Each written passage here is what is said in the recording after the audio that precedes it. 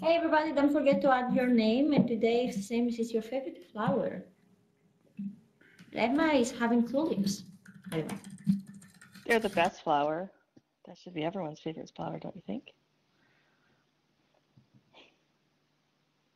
I have tulips in my apartment place. They're very beautiful this time of year.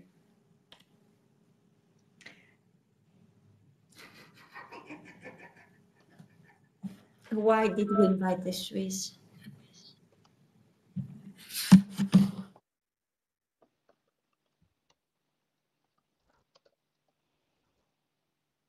If anybody wants to get rid of flowers, give them to me. They will not survive.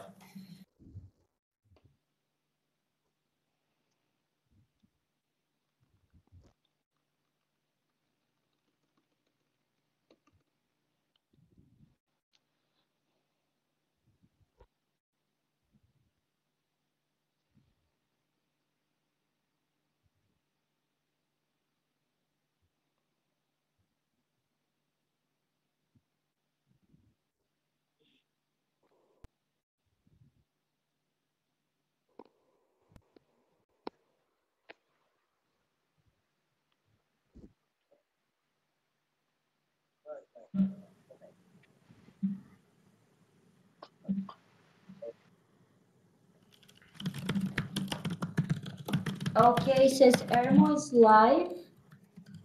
So I guess we can begin. Hello everybody, welcome to this week's Repsco. Today's theme is having flowers. If you don't like your flowers, give them to Michael Kohler. He says that he doesn't like flowers.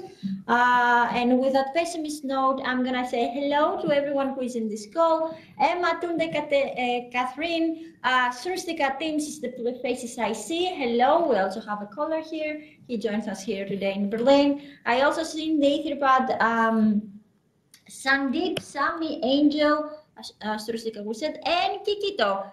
Welcome everyone. Do write your names in the Etherpad so we know who is here. I don't see shoutouts. I hope I will see shoutouts at the end of this call. But I'm gonna give the mic to the one, to the only, to Miss Emma Irwin, coming live from Vancouver Island. She's gonna give an update on CPG. I'm first. Oh, okay. That is awesome. Hello, everybody. I'm going to share my screen now.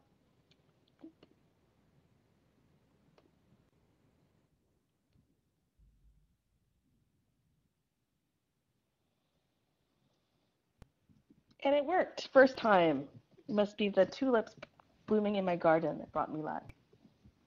Um, so first of all, before I start this presentation, I just wanted to give a little background on who I am if you haven't met me before, and also introduce someone else. My name is Emma. I work on the Open Innovation team for the Community Building sub-team. I have been working on diversity and inclusion, of which this is a part. And I'd also like to introduce to you Kate Mancuso, who has just come on recently in the last month to help drive this work. So I'll be doing most of the talking, but Kate, did you want to say hello? Hello. There you go. So now you have faces to put to names if you've seen them around before.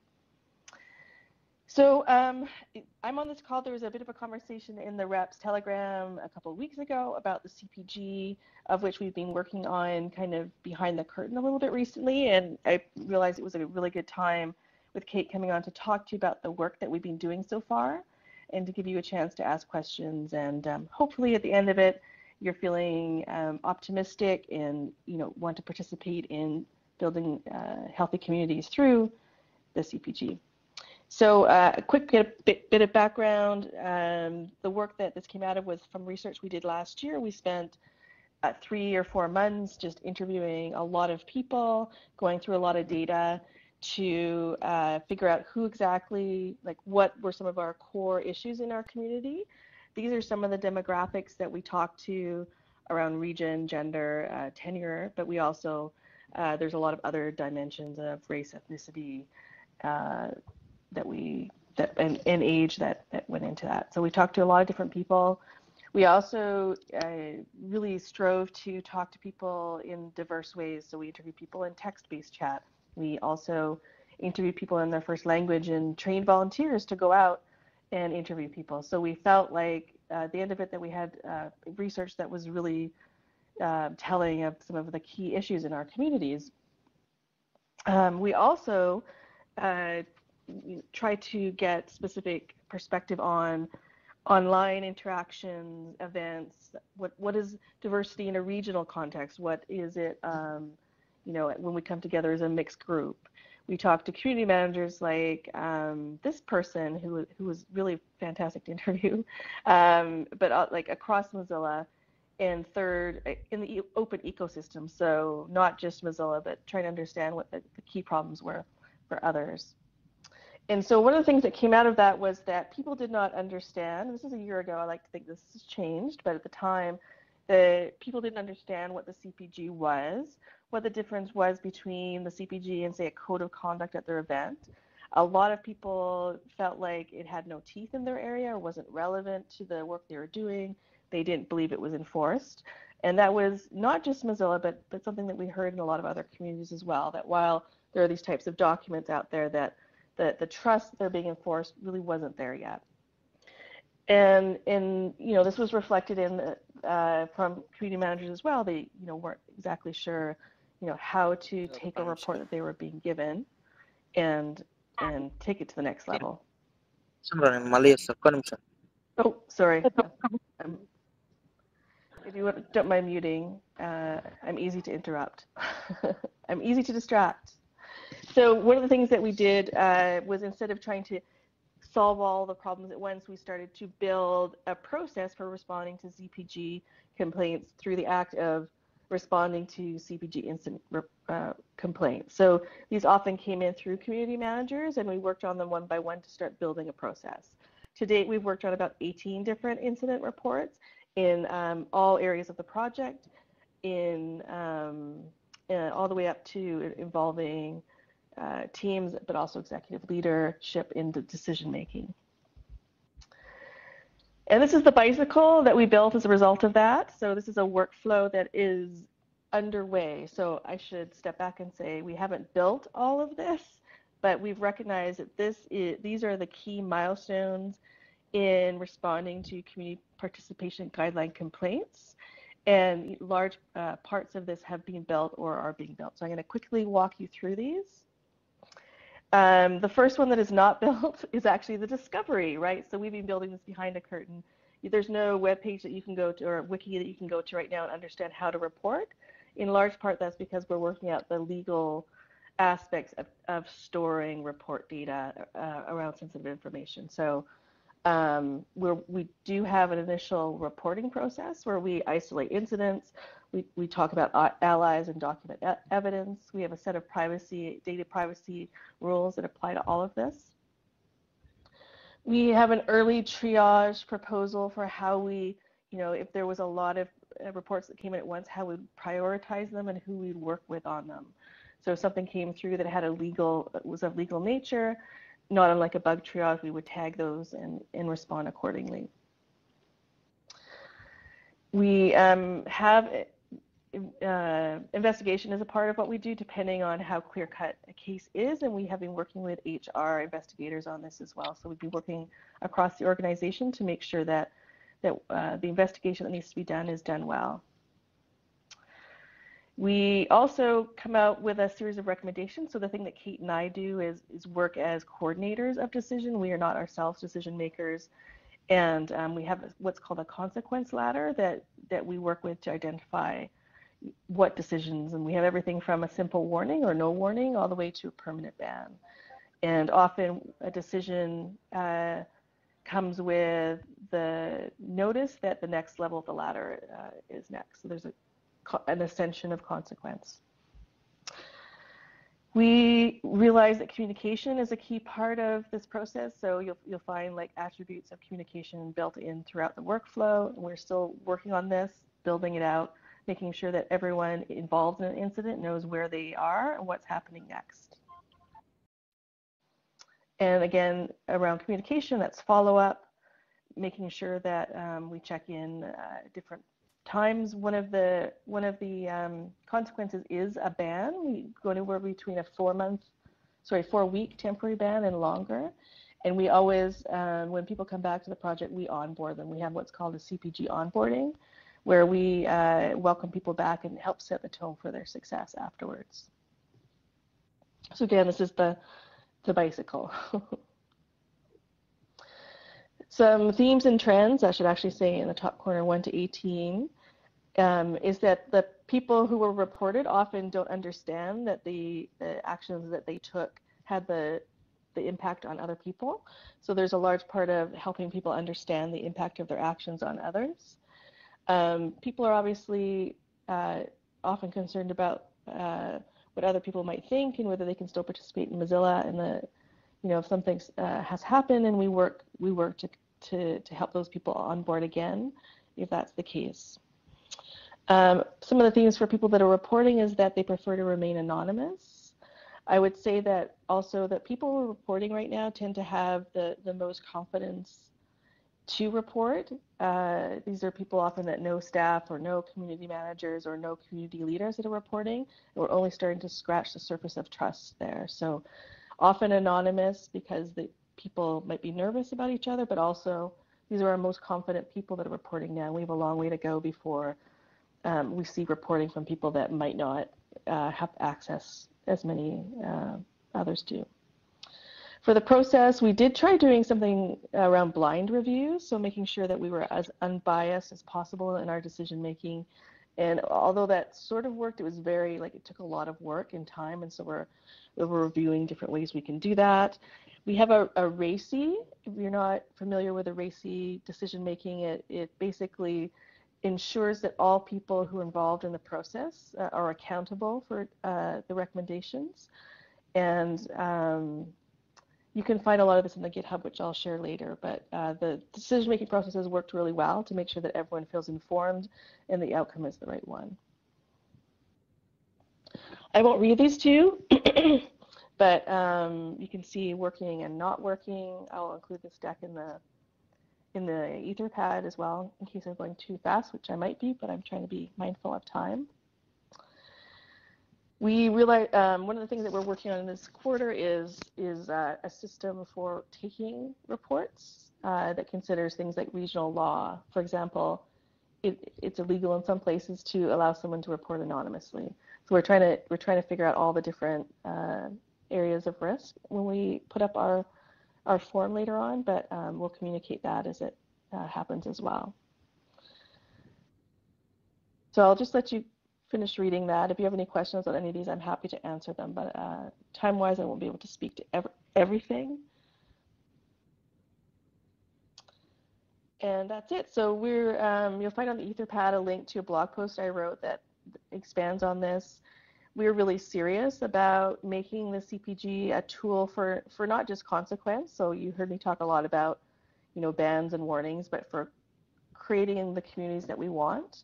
A large part of the CPG is about expected behavior, and this can be a tool to help us work through differences and conflict, and to hopefully emerge with a community that's the one that we all want to be a part of. So does anyone have any questions? I'll stop sharing my screen. Thank you very, very much, Emma. Daniela is asking, is there a form or an email for CPG conflicts? Yeah, so no. And the reason is that we are working with legal to, basically we can't put up one yet because there are regional laws that can put Mozilla at risk that we need to understand. You can still report to community managers, you can report in an email to me, but we have no form or reporting system set up right now because we are working through all the different regional requirements for that around data privacy, which you might be familiar with. So there will be, but we're having to do this right. We're hoping that in the meantime that direct emails will work on our radar. So the best way to communicate if we see a CPT violation is reaching out to the community managers you know, or directly to Kate and Emma. That's right. Kolios, are there any other questions in the room? The one thing I heard in Telegram, someone had mentioned that they'd reported and it didn't work. So I think that we're all here to say that in the past this hasn't gone as efficiently or well or at all, and so we acknowledge that, but that this process is being built to address that.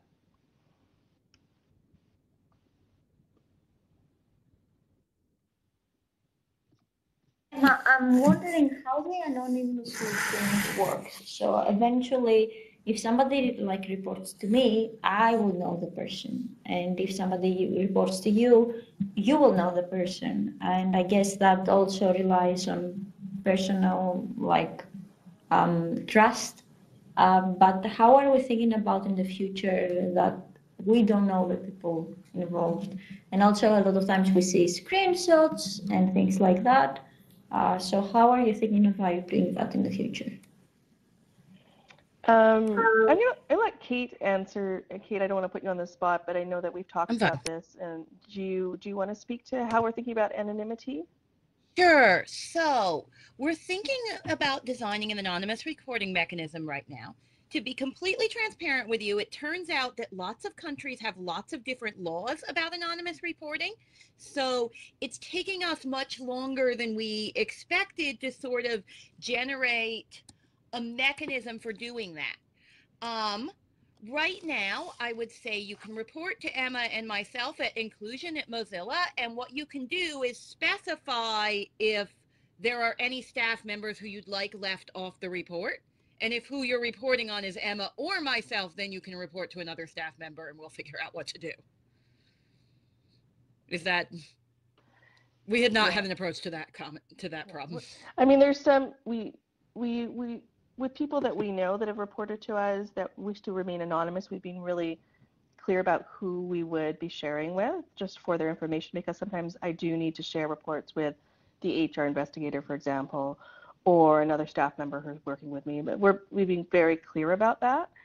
The other issue I'll say with anonymous reporting is it often renders us unable to be effective. So as much as possible in the future, I want to discourage anonymous reporting where people, and try and build up that system of trust so we can actually do things.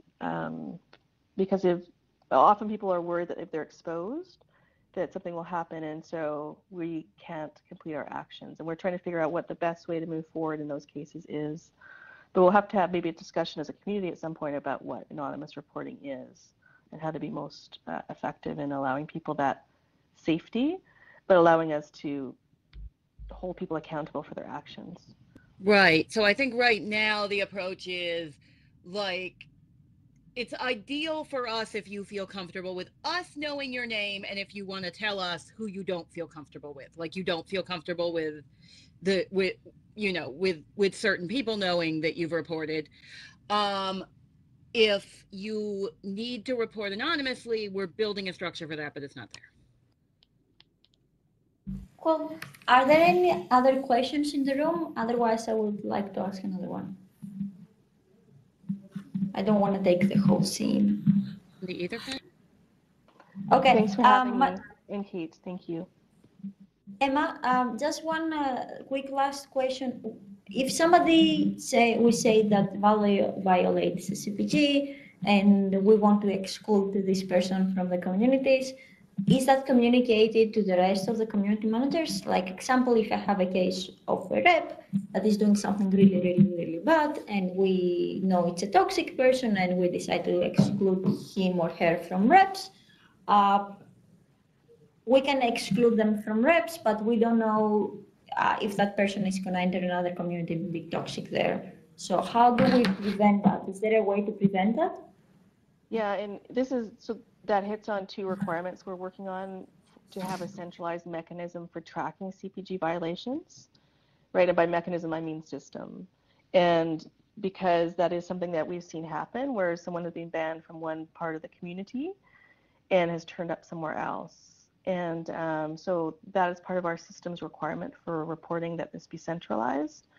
And how it would be communicated to other community managers, I think is a step further than we've gone in our figuring out those requirements, but that we would have a system that allows us to do that. So for example, in an all hands invite list, we would be able to ensure that anyone that had received a ban, we could immediately surface those sort of things through a system like that.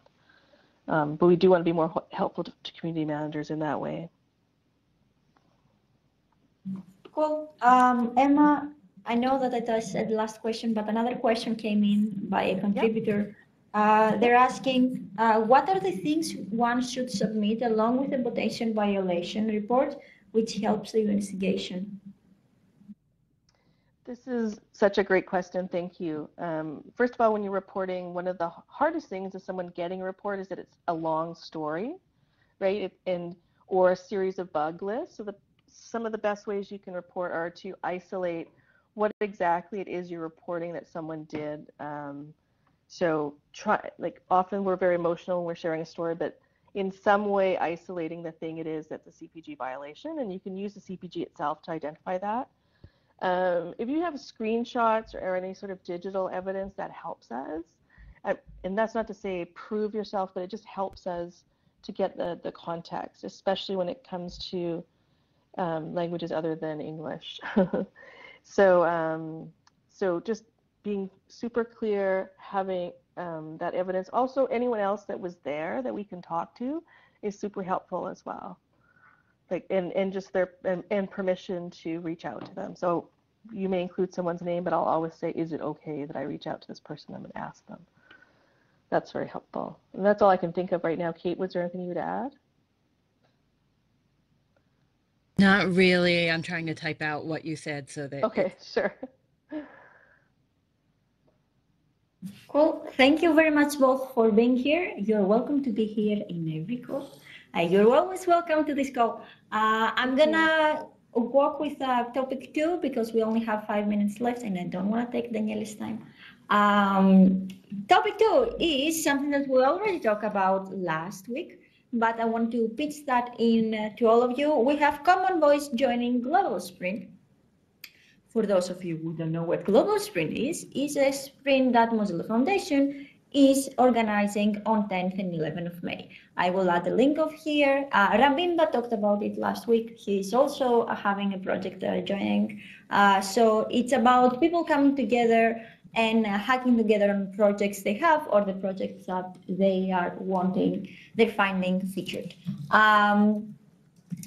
People were asking me, but what will Common Voice do in a Global Sprint? Well, I'm going to send an email about it, and I'm going to have Michael appear in this call, not this Michael, the other Michael, in this call as well. But I wanted to give you like a small idea on what this is going to be. Basically, Common Voice wants to launch in other countries, in other languages, which means that we need to have a set of sentences for contributors to go and read in order to create the library of Common Voice we have right now only in English.